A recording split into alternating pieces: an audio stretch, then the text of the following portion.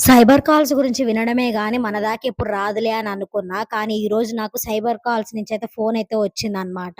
So, అదేంటంటే నేనేదో hair oil book జేసినా అని జెప్పేసయితే ఫోనయితే వచ్చిందనమాట. సో, నేను తనతో మాట్లాడుకుంటూనే నేనేదైనా బుక్ జేశానా అని జెప్పేసి ప్రతి ఒక్క యాప్‌ని చెక్ జేసుకున్నా. నేనెలాంటి ఆర్డర్స్ అయితే ఏం వేయలేదు.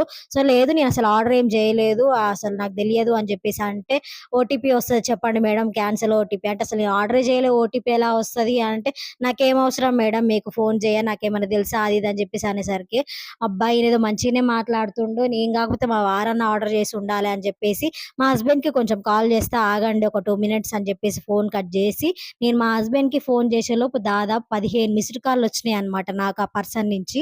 మా వారుండి అలాంటియి ఏమి నేను ఆర్డర్ జేయలేదు. ఏదన్నా ఆర్డర్ జేస్తే నీకు జెప్తా గదా! అని జెప్పేసి అనేసరికి వెంటనే నాకర్థమయ్యి ఆ నంబరయితే బ్లాక్ లిస్ట్‌లో అయితే పెట్టేసినా అనమాట.